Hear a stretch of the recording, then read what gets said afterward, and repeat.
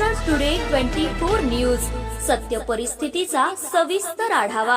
सत्ता कोणाच्या हाती, विजयाची पताका कोण फडकवणार, जनता कोणाच्या गळ्यात टाकणार विजयाची माळ, जनतेचं मत कोणाला, संपूर्ण महाराष्ट्रातील महानगरपालिकेतील संपूर्ण आढावा आपणासमोर।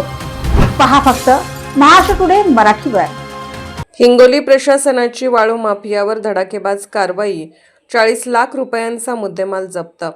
जिल्हाधिकारी श्री राहुल गुप्ता व पोलीस अधीक्षक श्री नीलाभ रोहन, अप्पर पोलीस अधीक्षक कमलेश मीना, एसडीएम श्री गुटकडे, एसडीपीओ श्री केंद्रे यांच्या मार्गदर्शनाखाली सहाय्यक पोलीस निरीक्षक दीपक म्हस्के सोबत head constable Wanjare, police constable खोकले, महसूल मंडळ अधिकारी पोटे, केंद्रेकर, महसूल अधिकारी गवई, कंबळे इत्यादी यांना करून पोलीस स्टेशन सेनगाव हद्दीत पूर्णा नदी पात्रात अवैध रेती उपसा करण्याची गोपनीय माहिती आधारे महसूल पथक सह कार्यवाही करून एक पोकलँड मशीन किंमत रुपये 30 लाख, 200 ब्रास रेतीसाठा किंमत 10 लाख रुपये, नदीमध्ये रस्ता तयार केलेले वापरलेले मुरुम 150 ब्रास रुपये 90,000 असा एकूण 40,90,000 रुपयांचा मुद्देमाल जप्त करून गुन्हा दाखल केला आहे।